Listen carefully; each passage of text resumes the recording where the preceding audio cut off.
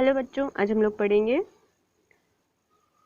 Individual cell organelles, यानी कि cell की अब हम लोग डिटेल स्टडी करेंगे। तो सबसे पहले हम लोग देखते हैं cell membrane.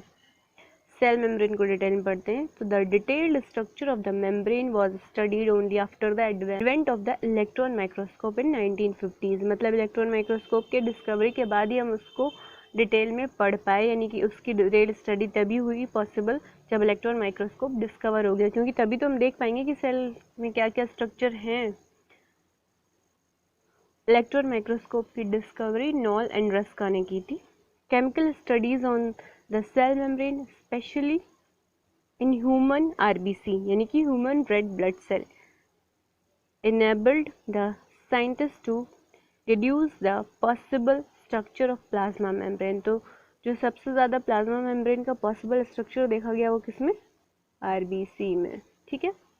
These studies show that the cell membrane is composed of lipid that are arranged in a bilayer। मतलब ये लिपिड की बाइलेयर होती है सेल मेम्ब्रेन में। सेल मेम्ब्रेन में क्या होता है? लिपिड की बाइलेयर होती है। अभी इसे हम लोग और देखेंगे डिटेल में। Also the lipid are arranged within the membrane। Membrane के अंदर ये अरेंज रहता है with the polar head toward the outer side. मतलब ये जो बाइलेयर है उसमें क्या पोलर हेड जो है वो आउटर साइड है, and hydrophobic tell toward the inner part. Hydrophobic tell कैसी है? इनर पार्ट में। हाइड्रोफोबिक यानी कि नॉन पोलर हो गया, और पोलर हेड आउटसाइड क्या है? पोलर हेड, और हाइड्रोफोबिक यानी कि non polar part inner part है। नॉन पोलर हाइड्रोफोबिक टेल क्या है? Toward the inner part. This ensure that the non polar tail of saturated hydrocarbon is protected from the aqueous environment. यानी कि जो इसकी टेल होती है वो सैचुरेटेड हाइड्रोकार्बन को प्रोटेक्ट करती है। Lipid component of the membrane mainly consist of the phosphoglycerides. तो जो लिपिड होता है वो कौन सा होता है? फॉस्फोग्लिसराइड होता है। लिपिड कंपोनेंट क्या होता है मेम्ब्रेन में? Phosphoglycerides. Later biochemical investigation clearly reveal that the cell membrane also possess protein and carbohydrate। इन्होंने बताया कि जो बायोकेमिकल इन्वेस्टिगेशन हुई उसमें ये पता चला कि जो सेल मेम्ब्रेन होती है उसमें प्रोटीन और कार्बोहाइड्रेट भी प्रेजेंट होते हैं। The ratio of the protein and lipid varies considerably in different cell type. इनका जो रेशियो होता है लिपिड प्रोटीन का वो सेल टाइप पर डिपेंड करता है, उसके अकॉर्डिंग ये वेरी करता है। In human being the membrane of the erythrocyte has approximately 52% protein और 40% लिपिड। तो जो ह्यूमन आरबीसी है, एरिथ्रोसाइट क्या है? आरबीसी, ह्यूमन आरबीसी है, उसमें प्रोटीन कितना है? 52% प्रोटीन है। 52% उसमें क्या है? प्रोटीन है। ठीक है। और लिपिड कितना है? 40%। तो ये पूछा जा सकता है कि आरबीसी में लिपिड और प्रोटीन का रेशियो क्या है। तो 40% लो मार्क्स हैं और 52% हाई मार्क्स हैं। यानी कि 52% सिर्फ इतना याद रखिए, 40% लिपिड है और 52 के साथ क्या है? परसेंट। 50 यहाँ पर हम लोग देख रहे हैं 52%, तो परसेंट 52% प्रोटीन है और 40% लिपिड है। Depending on the ease of extraction The membrane protein can be classified as integral और peripheral। मतलब कि कितनी आसानी से वो निकल रही है उस पर डिपेंड कर रहा है कि ये जो मेम्ब्रेन प्रोटीन है उसे क्लासीफाई कर दिया गया इंटीग्रल और पेरिफेरल। पेरिफेरल मतलब पेरीफेरी पे प्रेजेंट होगी, आउटर साइड प्रेजेंट होगी। इंटीग्रल जो बीच बीच में प्रेजेंट होगी। Peripheral protein lie on the surface of membrane, यानी कि सरफेस पे प्रेजेंट हो गई मेम्ब्रेन की peripheral protein, while the integral protein are partially or totally buried in the membrane। और जो इंटीग्रल प्रोटीन होगी या तो वो पार्शियली मेम्ब्रेन में धसी हुई होगी और या तो टोटली वो मेम्ब्रेन में धसी हुई होगी। देन हम लोग डायग्राम देखेंगे। ये क्या है? इसमें याद रखिएगा ये जो डायग्राम है ये क्या है? Fluid mosaic model. ये क्या है? फ्लूइड मोज़ेक मॉडल जो सिंगर और निकोलसन ने दिया था। इसमें प्रोटीन है, ये जो चेन है ये क्या है? सारी ये सब प्रोटीन है। उसके बाद ये जो डॉट डॉट वाले स्ट्रक्चर दिखाई दे रहे हैं जो अटैच हैं एक दूसरे से, ये क्या है? ये शुगर है। तो ये याद रखिएगा कि प्रोटीन कौन सा पार्ट है, शुगर कौन सा पार्ट है।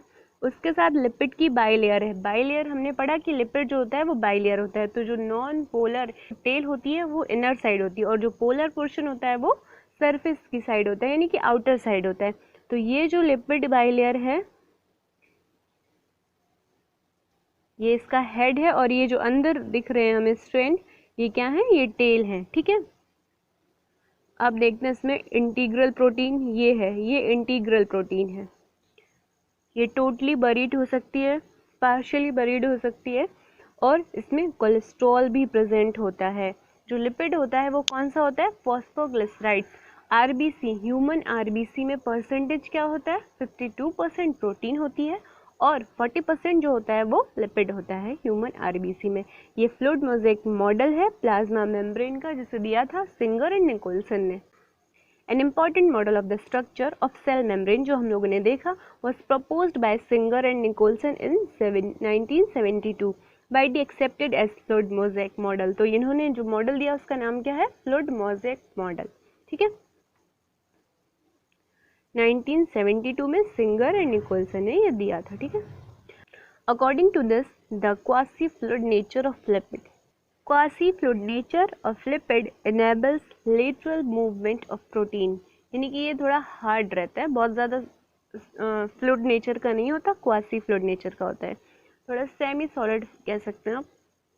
तो इसमें जो होता है enable lateral movement of protein, मतलब प्रोटीन जो होती है वो लेटरली मूव नहीं कर पाती with in the overall bilayer. Bilayer के अंदर जो प्रोटीन होती है वो लिटरली मूवमेंट नहीं कर पाती। This ability to move within the membrane is measured as its fluidity. तो मतलब इसकी जो मेम्ब्रेन के अंदर मूव करने की एबिलिटी होती है उससे ही इसकी फ्लूइडिटी को हम लोग मेजर करते हैं। तो वही इसकी फ्लूइडिटी होती है कि वो कितना मूव कर पा रहा है, उसमें मूवमेंट की कितनी एबिलिटी है within the membrane. The fluid nature of the membrane is also important from the point of view of function like cell growth. मतलब किस पॉइंट ऑफ व्यू से इम्पॉर्टेंट है, फंक्शन के पॉइंट ऑफ व्यू से fluid nature membrane का important है। Formation of intercellular junction, intercellular मतलब दो सेल्स के बीच का कनेक्शन जो होगा वो इंटरसेल्यूलर जंक्शन होगा। ठीक है, तो ये intercellular junction, secretion, endocytosis, cell division, ये सब मतलब जो जैसे कि एनिमल सेल है उसमें सेल वॉल प्रेजेंट नहीं होती, तो मतलब सिर्फ आउटर कवरिंग क्या होगी, प्लाज्मा मेम्ब्रेन। तो प्लाज्मा मेम्ब्रेन में दो सेल्स के बीच क्या होगा, इंटरसेलुलर जंक्शन होगा। ठीक है, one of the most important function of the plasma membrane is transport of the molecule across it. मतलब प्लाज्मा मेम्ब्रेन क्या करती है, ट्रांसपोर्ट में हेल्प करती है। The membrane is selectively permeable, important क्या है कि मेम्ब्रेन कैसी होती है, selectively permeable to some molecule present on either side of it. Many molecules can move briefly across the membrane without any requirement of energy.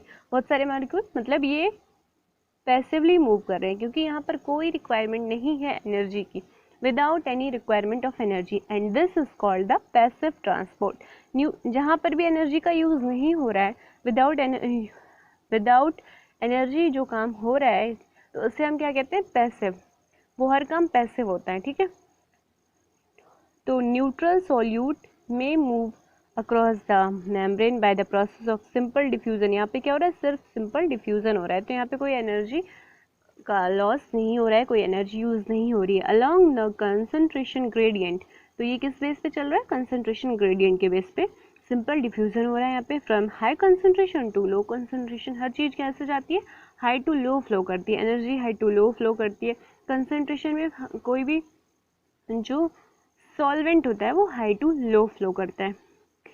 Water may also move across the membrane from high to low concentration.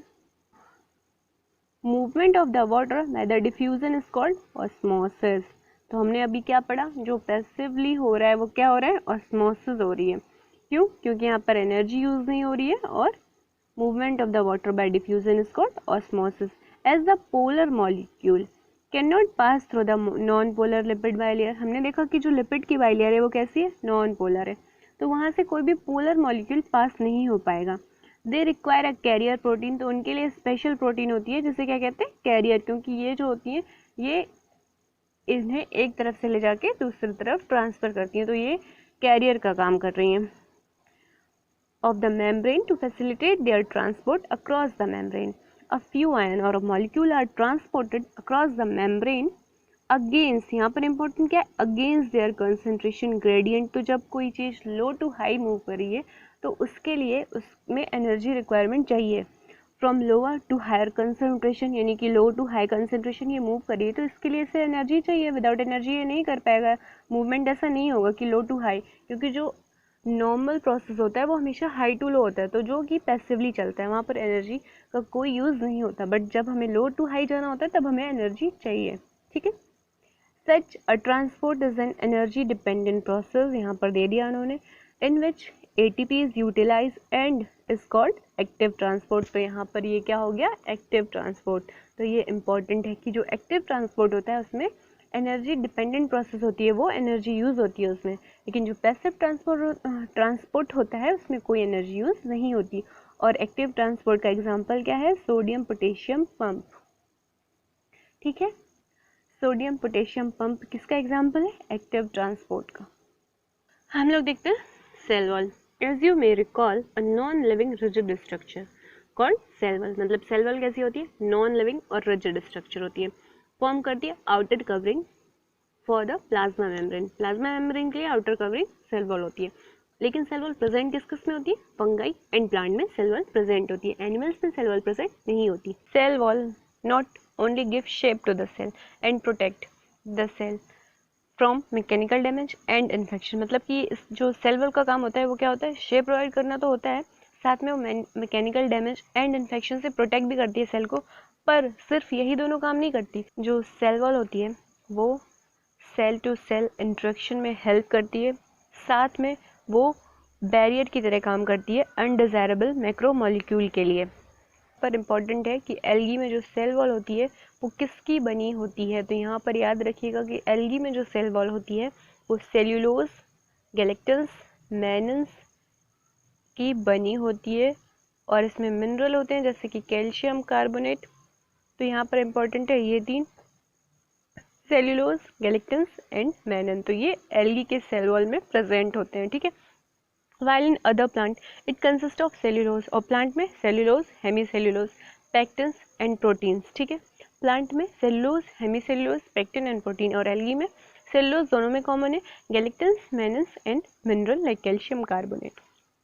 The cell wall of young plant cell, the primary wall is capable of growth. Growth की capability होती है primary wall में, which gradually diminished as the cell membrane and the secondary wall is formed on the inner side of the cell. The cell wall of a young plant cell, the primary wall is capable of growth, the cell which gradually diminish as the cell mature and the secondary wall is formed on the inner side of the cell. यहाँ पर आते हैं second para में, the middle lamella is a layer mainly of calcium pectate. तो यहाँ पर important है कि ये मिडल लैमेला कैल्शियम पेक्टेट की बनी होती है, which hold or glue the different neighbouring cell together. तो ये क्या काम करती है, यही करती है, नेबरिंग सेल्स को होल्ड करती है, ग्लू करके रखती है. The cell wall and middle lamellae may be toward by the plasmodesmata. The cell wall and middle lamella may be traversed by plasmodesmata which connect the cytoplasm of neighboring cell. यानी कि middle lamella और cell wall में plasmodesmata present होते हैं, यानी कि एक connection होता है एक सेल का दूसरी सेल का, क्या दूसरी सेल से. ये पोर लाइक स्ट्रक्चर होते हैं, ट्यूब लाइक स्ट्रक्चर होते हैं, एक सेल से दूसरी सेल को कनेक्ट करते हैं. ठीक है. नेबरिंग सेल्स को कनेक्ट करते हैं, नेबरिंग दोनों के साइटोप्लाज्म में एक्सचेंज हो सके, ताकि जिससे कि प्रेशर ग्रेडियंट मेंटेन रह सके. ठीक है. यहाँ पर देखते हैं एंडोमेम्ब्रेन सिस्टम. एंडोमेम्ब्रेन सिस्टम में क्या क्या इंक्लूड होता है, Golgi body, endoplasmic reticulum, ribosome. Endomembrane system में इंक्लूड होता है गोल्जी बॉडी, एंडोप्लाज्मिक रेटिकुलम और लाइसोसोम. तो इसे याद रखिएगा GERL. यहाँ पर मैं स्पेलिंग लिख रही हूँ, वही याद रखिएगा GERL, यानी कि गर्ल. इसे पढ़ेंगे हम लोग girl system. G Golgi body, E और R को कहेंगे एंडोप्लाज्मिक रेटिकुलम और ये L लाइसोसोम. ठीक है. While each of the membranous organelle is distinct in terms of its structure and function, many of these are considered together as an as an endomembrane system because their function are coordinated. तो जो endomembrane system होते हैं उसमें endomembrane system में जो organelles आते हैं उनके फंक्शन कोऑर्डिनेटेड होते हैं। तो इसमें क्या क्या इंक्लूड होता है? Endomembrane system included cytoplasm, endoplasmic reticulum, endomembrane system include cytoplasmic endoplasmic reticulum. The endomembrane system include endoplasmic reticulum, Golgi complex, lysosome and vacuole. ठीक है, तो since the function of the mitochondria, chloroplast and peroxisome are not coordinated with the above component, तो ये included नहीं है girl system में। तो function mitochondria, chloroplast और पेरोक्सिसोम के इंक्लूडेड नहीं है, तो ये जो होते हैं ये एंडोमेम्ब्रेनस सिस्टम का पार्ट नहीं होते हैं, क्योंकि इनके फंक्शन जो हैं इनके फंक्शन कोऑर्डिनेटेड नहीं होते, इसलिए हम इन्हें एंडोमेम्ब्रेन में इंक्लूड नहीं कर रहे हैं। तो सबसे इम्पॉर्टेंट है कि जो एंडोमेम्ब्रेन में है उनके फंक्शन कोऑर्डिनेटेड हैं। द एंडोप्लाज्मिक रेटिकुलम सबसे पहले देखते हैं। Electron microscopic study of the eukaryotic cell reveal the presence of a network of reticulum of the tiny tubular structure, यानी कि टिनी ट्यूबुलर स्ट्रक्चर का जो रेटिकुलम का नेटवर्क होता है उससे क्या कहते हैं हम लोग? एंडोप्लाज्मिक रेटिकुलम कहते हैं उससे। ठीक है, जो कि स्कैटर्ड रहता है किसमें? साइटोप्लाज्म में। That is called the endoplasmic reticulum, जिसे शॉर्ट में हम लोग ER लिखते हैं। ठीक है, hence ER divides the intracellular space into 2 distinct compartment. हमने देखा था कि जो सेल ऑर्गेनल्स हैं अगर वो प्रेजेंट हैं, हमने देखा था कि जो सेल ऑर्गेनल्स हैं वो प्रेजेंट हैं तो वो उसे साइटोप्लाज्म को कंपार्टमेंट में डिवाइड करें। तो जो ER होता है वो सेल के अंदर जो स्पेस है उसको कंपार्टमेंट में डिवाइड करता है, यानी कि इंट्रा सेलुलर स्पेस को 2 डिस्टिंक्ट कंपार्टमेंट में डिवाइड करता है। ल्यूमिनल यानी कि inside ER and extra luminal यानी कि साइटोप्लाज्म यानी कि जो ER के अंदर का एरिया उसे क्या कहेंगे हम लोग? ल्यूमिनल। और जो ER के बाहर है साइटोप्लाज्म उसे क्या कहेंगे हम लोग? Extra luminal. ठीक है, यहाँ पर डायग्राम देख लेते हैं। ये क्या है? न्यूक्लियस है ये पूरा। ये जो दिखाई दे रहे हैं क्या है? न्यूक्लियर पोर है। फिर ये जो है ये क्या है पूरा? ये एंडोप्लाज्मिक रेटिकुलम है। पर इसमें ये जो चिपके हैं ग्रेन्यूल्स, ये क्या है? ये राइबोसोम है। तो ये जो है ये राइबोसोम है। ठीक है, अब हम लोग देखते हैं next. ER often show ribosome attach to their outer surface, यानी कि वही जो ये है यहाँ पर राइबोसोम चिपके हैं तो ये ट्रफ हो गया, और यहाँ पर एक भी राइबोसोम नहीं है तो इसे क्या कहेंगे हम लोग? Smooth endoplasmic reticulum. ठीक है, तो ये RER हो गया शॉर्ट में और ये SER हो गया, क्योंकि इसमें राइबोसोम नहीं है तो इसकी जो अपीयरेंस है वो स्मूथ होती है, तो इसलिए इसे ये स्मूथ अपीयर होता है तो इसे क्या कहते हैं? Smooth endoplasmic reticulum. और जो रफ अपीयर होता है उससे राइबोसोम की प्रेजेंस की वजह से वो रफ अपीयर होता है तो उसे कहते हैं rough endoplasmic reticulum. Rough endoplasmic reticulum is frequently observed in the cells actively involved in protein synthesis and secretion, यानी कि प्रोटीन के सिंथेसिस और सिक्रेशन में कौन सा पार्टिसिपेट कर रहा है? RER पार्टिसिपेट कर रहा है। They are extensive and continuous with the outer membrane of the nucleus, ये न्यूक्लियस के आउटर मेम्ब्रेन के साथ कंटिन्यू रहता है। The smooth endoplasmic reticulum is the major site for the synthesis of lipid. ये याद रखिएगा, जो स्मूथ है वो कुछ नहीं करता, ऐसा नहीं है, वो लिपिड सिंथेसिस कर रहा है। अगर रफ वाला प्रोटीन सिंथेसिस कर रहा है तो स्मूथ वाला लिपिड सिंथेसिस कर रहा है। In animal cell lipid like steroidal hormones are synthesize in SER, यानी कि जो भी स्टेरॉइडल हार्मोन्स या जो भी लिपिड पोर्शन है वो कहाँ सिंथेसाइज हो रहा है? SER में, और प्रोटीन पोर्शन RER में। फिर देखते हैं हम लोग गोल्जी एपरेटस। गोल्जी एपरेटस जिसे गोल्जी बॉडी भी कहते हैं, जिसकी डिस्कवरी किसने की थी? कैमिलो गोल्जी ने 1898 में। First observe densely stained reticular structure near the nucleus, these were later named Golgi body. इन्हीं के नाम पर इन्हें गोल्जी बॉडी या गोल्जी एपरेटस नाम दिया गया। They consist of many flat disc shape sac or cisternae of, इनका साइज क्या है? 0.5 micrometre to 0.5 micrometre to 1 micrometre diameter के सिस्टर्नी, और जो डिस्क शेप सैक होते हैं यानी कि बैग लाइक स्ट्रक्चर। सैक क्या होते हैं? बैग लाइक स्ट्रक्चर होते हैं। दीज आर, वो उनका जो डायमीटर होता है वो 0.5 माइक्रोमीटर टू 1 माइक्रोमीटर वेरी करते हैं।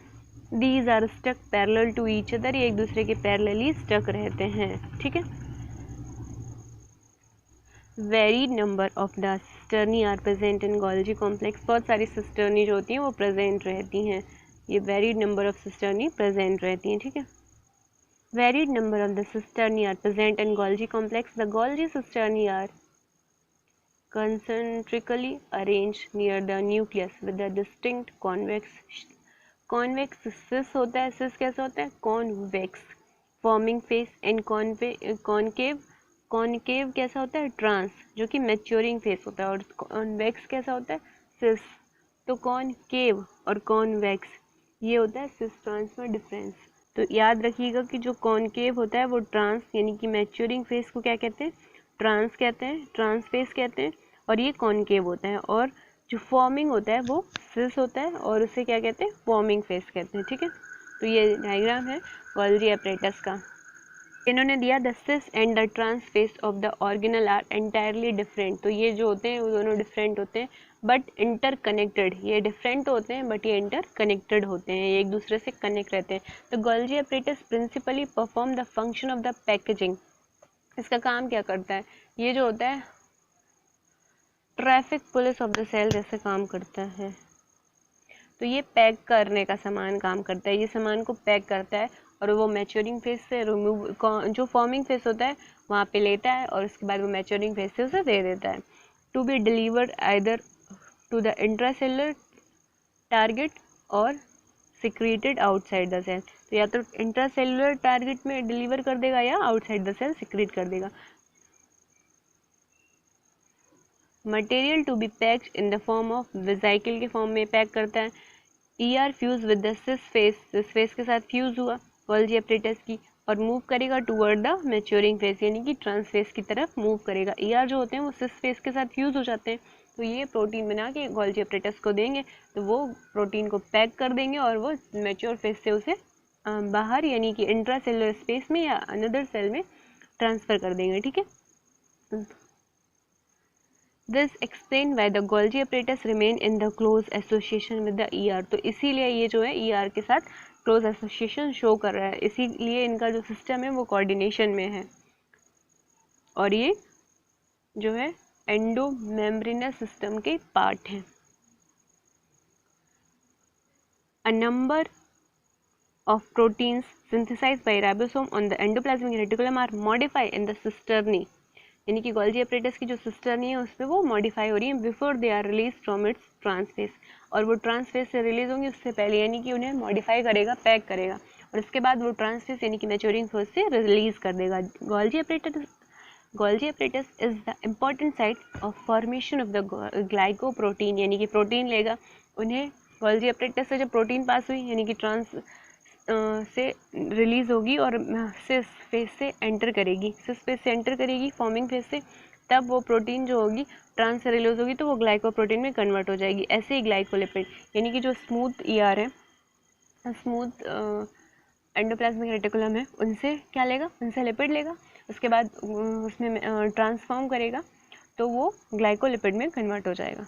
तो जो भी गोल्जी एपरेटस से रिलीज होगा ये सिस के थ्रू लेता है, सिस फेस के थ्रू लेता है, ट्रांस फेस के थ्रू यानी कि मैच्योरिंग फेस के थ्रू रिलीज कर देता है, तो जो भी रिलीज होगा उसमें सब में ग्लाइको ऐड हो जाएगा, ग्लाइकोलिपिड बन जाएगा, ग्लाइकोप्रोटीन बन जाएगा, ठीक है। अब देखते हैं हम लोग lysosome these are membrane bound vesicular structure form by the process of packaging in the Golgi apparatus. ये कैसे फॉर्म हो रहा है, ये भी जो पैकेजिंग की प्रोसेस है उससे ही फॉर्म हो रहा है गोल्जी एपरेटस से, ठीक है, गोल्जी एपरेटस के through. The isolated lysosomal vesicle have been found to be very rich in almost all type hydrolytic enzyme। ये जो लाइसोसोमल वेसिकल है इसमें क्या होता है इम्पोर्टेंट, यहाँ से ये बहुत इंपॉर्टेंट है कि ये जो होता है इसमें बहुत सारे हाइड्रोलाइटिक एंजाइम होते हैं, यानी कि ये हाइड्रोलाइटिक एंजाइम से भरा हुआ होता है जो लाइसोसोम होता है। ये क्या है, एक प्रकार की वेसिकल है जो कैसे बन रही है, गोल्जी एपरेटस के पैकेजिंग के प्रोसेस में ही बन रही है, और इसमें बहुत सारे हाइड्रोलाइटिक एंजाइम यानी कि ब्रेक करने वाले एंजाइम है, जैसे कि लाइपेज, प्रोटीएज, कार्बोहाइड्रेज, ये सब क्या कर रहे हैं, ये हाइड्रोलाइटिक एंजाइम है और ये ब्रेक करेंगे। Optimally active at the acidic pH, important है कि ये कब एक्टिव होते हैं, acidic pH. These enzyme are capable of digesting carbohydrate, protein, lipid and nucleic acid. ये एक्टिव होते हैं एसिडिक पीएच में, यानी कि जब ये रह रहे हैं तो उसके अंदर का पीएच क्या होगा, बेसिक, क्योंकि ये इनएक्टिव फॉर्म में पड़े हैं, और जब ये एसिडिक पीएच में जाएंगे तब ये एक्टिव हो जाएंगे, ठीक है। वैक्यूल, ये हमारा लास्ट है एंडोमेम्ब्रेन सिस्टम में, जो लास्ट ऑर्गेनल है वो क्या है, वैक्यूल। तो 4 ऑर्गेनल आ गए। एक गर्ल है जो कि 5th क्लास में है, ऐसे याद रखिएगा, एक गर्ल है जो कि 5th क्लास में है। ये क्या है, ये गर्ल सिस्टम है, गर्ल है जो 5th क्लास में है। ये क्या है, ये सारे एंडोमेम्ब्रेन सिस्टम के पार्ट हैं, Golgi body, endoplasmic reticulum, lysosome और vacuole. Vacuole is the membrane bound space found in the cytoplasm. It contains water, sap, excretory product and other material not used for the cell। मतलब vacuole में क्या होगा, कुछ भी ऐसा नहीं है जो सेल के लिए यूज करने लायक है। तो फ्लूइड के फॉर्म में जो भी एक्स्ट्रा वेस्ट मटेरियल है वो सब वैक्यूल में प्रेजेंट होगा। The vacuole is bounded by a single layer. Vacuole, यहाँ पर सबसे इंपॉर्टेंट बात आती है, ये टोनोप्लास्ट क्या है। टोनोप्लास्ट है जो सिंगल मेम्ब्रेन है जिसके थ्रू वैक्यूल बाउंडेड रहती है, यानी कि जो वैक्यूल बना रही है उसकी मेम्ब्रेन को क्या कहते हैं, टोनोप्लास्ट, और ये सिंगल मेम्ब्रेन होती है, यानी कि सिंगल मेम्ब्रेन जो है वो क्या है, टोनोप्लास्ट। ये बहुत इंपॉर्टेंट है, टोनोप्लास्ट पूछा गया है कई बार। In plant cell the vacuole can occupy 90% of the volume of the cell. ये हम लोगों ने पढ़ा था जब प्लांट सेल के बारे में पढ़ा था कि प्लांट सेल में एक लार्ज सेंट्रल वैक्यूल होती है, इतनी बड़ी वैक्यूल प्रेजेंट होती है। जहाँ भी हमें वैक्यूल दिखे मतलब हम क्या देख रहे हैं, प्लांट सेल। उसके बाद हम दूसरा क्या चेक करेंगे, इसमें सेल वॉल प्रेजेंट है, हाँ सेल वॉल प्रेजेंट है, तो ये क्या हो गया, प्लांट सेल, ठीक है। प्लांट सेल में ये हो सकती है, मतलब लार्ज सेंट्रल वैक्यूल होती है, तो ये कितना परसेंट एरिया कवर कर सकती है, vacuole can occupy 90% of the volume, यानी कि सेल का 90% वॉल्यूम भी जो होता है कभी कभी वैक्यूल कवर करती है। ज़रूरी नहीं कि वो पूरा 90% कवर ही करे, लेकिन 90% तक कभी कभी वैक्यूल जो होती है वो एरिया कवर करती है प्लांट सेल का, ठीक है। In plant, the tonoplast facilitate the transport of the number of ion and other materials against concentration gradient into the vacuole, यानी कि टोनोप्लास्ट जो होती है वो हेल्प करती है ट्रांसपोर्ट करने में नंबर ऑफ आयन और अदर मटेरियल को again concentration gradient, hence their concentration is significantly high in the vacuole. तो यानी कि जो वैक्यूल हुआ उसका कंसनट्रेशन कैसा हो गया, साइटोप्लाज्म के कंपैरेटिवली हाई हो गया। ये दे दिया उन्होंने, concentration is high significantly higher, क्योंकि वो कंसनट्रेशन ग्रेडियंट के against. In plant the tonoplast facilitate the transport of number of ion and other material against concentration gradient into the vacuole. Vacuole में जा रहा है कंसनट्रेशन ग्रेडियंट के against, तो जो वैक्यूल का कंसनट्रेशन है वो सिग्निफिकेंटली साइटोप्लाज्म में कंपैरेटिवली हाई होगा। In amoeba contractile vacuole present होती है जो कि एक्सक्रीशन में हेल्प करती है, और प्रोटिस्ट में फूड वैक्यूल प्रेजेंट होती है, ठीक है। तो अमीबा, पैरामीशियम, ये सब क्या है, ये सारे प्रोटिस्ट ही हैं, प्रोटिस्टा के एग्जाम्पल होते हैं ये सारे, ठीक है। अब देखते हैं हम लोग mitochondria. Mitochondria single mitochondrion unless specifically stain are not easily visible under the microscope. जब तक हम इसे स्पेसिफिकली स्टेन नहीं करेंगे ये क्लियरली विजिबल नहीं होगा माइक्रोस्कोप में। The number of mitochondria per cell is variable depending on the physiological activity. ये क्या होता है, power house of the cell होता है। इंपॉर्टेंट याद रखिएगा कि जो माइटोकॉन्ड्रिया होता है उसमें एटीपी फॉर्मेशन होता है। एटीपी सबसे ज़्यादा कहाँ बनते हैं, सबसे ज़्यादा क्या मतलब माइटोकॉन्ड्रिया में एटीपी फॉर्मेशन हो रहा है, तो इससे हम लोग क्या कहते हैं, power house of the cell कहते हैं।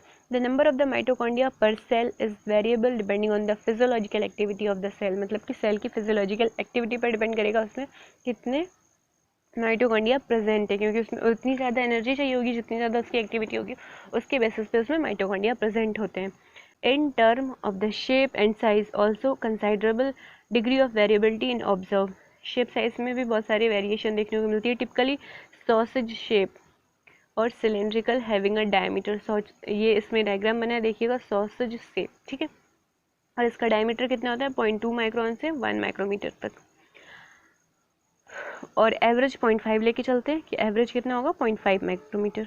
एंड लेंथ 1 से 4.1 micrometre. Each mitochondria is a double membrane bound. यहाँ पर हमने एक नई चीज़ देखी कि ये जो ऑर्गेनल है, सेल ऑर्गेनल है, वो कैसा है, डबल मेम्ब्रेन बाउंडेड है। इसमें डबल मेम्ब्रेन प्रेजेंट होती है। डबल मेम्ब्रेन बाउंडेड स्ट्रक्चर होता है जिसमें आउटर और इनर 2 मेम्ब्रेन प्रेजेंट होती हैं। ये इसका डायग्राम है, यही है सॉसेज शेप। ठीक है, ये कैसा है, सॉसेज शेप। ये जो दिख रही है ये इनर मेम्ब्रेन है, और ये जो है ये आउटर मेम्ब्रेन है। इन्होंने इसकी स्लाइस कट करके दी है। आउटर मेम्ब्रेन जो है ये है, और ये क्या है, ये इनर मेम्ब्रेन है। बाकी इसके अंदर का स्ट्रक्चर है जिसे क्या कह रहे हैं हम लोग, इसमें क्रिस्टी है। ये जो फिंगर लाइक स्ट्रक्चर है इन्हें क्या कह रहे हैं हम लोग, क्रिस्टी। और इसमें जो फ्लूइड फिल्ड है उसे क्या कह रहे हैं, मैट्रिक्स। और इनर मेम्ब्रेन स्पेस, ये क्या है, इनर मेम्ब्रेन स्पेस। ठीक है, तो ये हो गया लॉन्गिट्यूडनल सेक्शन है ये माइटोकॉन्ड्रिया का, यानी कि एलएस है। इन्होंने दिया कि ईच माइटोकॉन्ड्रिया कैसा होता है, डबल मेम्ब्रेन, जिसमें आउटर और इनर मेम्ब्रेन होती है, जो कि जिसमें डिवाइड होती है it's lumen distinctly into 2 aqueous compartment. इसके ल्यूमन को हम लोग 2 एक्वस कंपार्टमेंट में देख सकते हैं, outer compartment and inner compartment. Inner compartment को क्या कहते हैं, इनर कंपार्टमेंट में जो होता है वो क्या होता है, matrix. The outer membrane form the continuous limiting boundary of the organelle. Organelles की लिमिटिंग बाउंड्री बनाती है outer membrane. The inner membrane form a number of infolding, जिसे क्या कह रहे हैं, इनर मेम्ब्रेन क्या बना रही है, क्रिस्टी। ठीक है, सिंगल इसे क्रिस्टा कह रहे हैं। टुवर्ड द मैट्रिक्स, यानी कि जो फ्लूइड है उसके उसी में ये एक स्ट्रक्चर है। ठीक है, इसकी ये आउटर मेम्ब्रेन है, इनर मेम्ब्रेन इसकी ऐसे क्रिस्टी बना रही है। ठीक है, ये ऐसे क्रिस्टी बना रही है। तो ये यहाँ पे फ्लूइड फिल्ड है, तो ये मैट्रिक्स की साइड हो गई। तो ये क्रिस्टी किस साइड फॉर्म हो रही है, टुवर्ड मैट्रिक्स। ठीक है, the outer membrane form the continuous limiting boundary of the organelle. The inner membrane form the number of infolding called the cristae toward the matrix. The cristae increase the surface area. ये क्या कर रही है, surface area. जहाँ पे भी ये माइक्रोवेलाई like structure form हो रहे हैं उन्हें क्या कहते हैं हम लोग, ऐसे जो स्ट्रक्चर बनते हैं फिंगर लाइक, वो किस लिए बनते हैं, सरफेस एरिया इंक्रीज करने के लिए ही बनते हैं। ठीक है, the two membrane have their own specific enzyme, यानी कि दोनों में अलग अलग एंजाइम होंगे associate with the mitochondrial function, जो कि माइटोकॉन्ड्रियल फंक्शन के लिए इंपॉर्टेंट है, या कि एसोसिएट कर रहे हैं, क्योंकि उसमें प्रेजेंट है तो वो फंक्शन के लिए ही तो प्रेजेंट होंगे।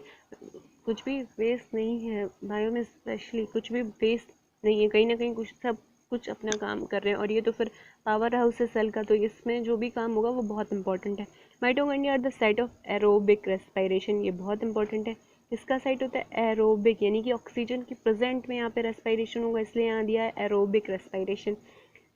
दे produce cellular energy in the form of ATP, hence they are called, they दिया इन्होंने power house of the cell कहते हैं माइटोकॉन्ड्रिया को, क्योंकि ये सेल्यूलर एनर्जी यानी कि एटीपी प्रोडक्शन करता है। The matrix also possess single circular DNA molecule. Single circular DNA यानी कि माइटोकॉन्ड्रिया का खुद का डीएनए होता है, बट ये खुद का डीएनए होने के बाद भी किसी और से कंट्रोल हो रहा है। क्यों, क्योंकि ये अपनी प्रोटीन नहीं बना सकता, जो अपनी सेल स्ट्रक्चर है उसकी प्रोटीन नहीं बना सकता ये, इसलिए ये जो खुद का डीएनए है वो सिर्फ फंक्शन के लिए किसी और को कंट्रोल कर सके, ताकि ये जो काम करवा रहा है वो करवा सके।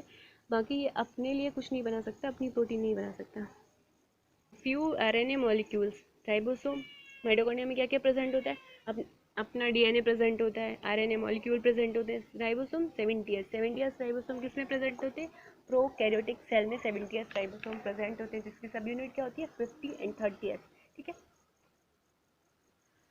And the component required for the synthesis of protein, वो सब जो प्रोटीन की सिंथेसिस के लिए रिक्वायर्ड है वो प्रेजेंट होता है। राइबोसोम प्रेजेंट होते हैं क्योंकि ये प्रोटीन सिंथेसिस इसके अंदर भी होगी, क्योंकि राइबोसोम प्रेजेंट है। ठीक है, प्रोटीन सिंथेसिस के लिए जो भी कंपोनेंट चाहिए वो प्रेजेंट है। डीएनए प्रेजेंट है माइटोकॉन्ड्रिया का खुद का, और इसमें कुछ आरएनए मॉलिक्यूल भी प्रेजेंट है। और माइटोकॉन्ड्रिया डिवाइड कैसे होता है, फिजन से। ठीक है, अब हम लोग पढ़ेंगे नेक्स्ट क्लास में, तो वीडियो को लाइक कर दें, अपनी फ्रेंड के साथ शेयर कर दें, चैनल को सब्सक्राइब कर दें, और अभी तक आपने इसके पहले की वीडियो नहीं देखे हैं तो आप जाके देख सकते हैं। और morphology of the flowering plant chapter के पूरे चैप्टर के इजी वे में एक्सप्लेनेशन पड़े हुए हैं वीडियो के फॉर्म में, आप उन्हें जाके देख सकते हैं, उनसे आप अपनी ट्रिक्स नोट कर सकते हैं और अपने नोट्स भी प्रिपेयर कर सकते हैं। तो खुश रहिए, स्वस्थ रहिए, मस्त रहिए, फिर मिलेंगे नए वीडियो में, तब तक के लिए बाय बाय।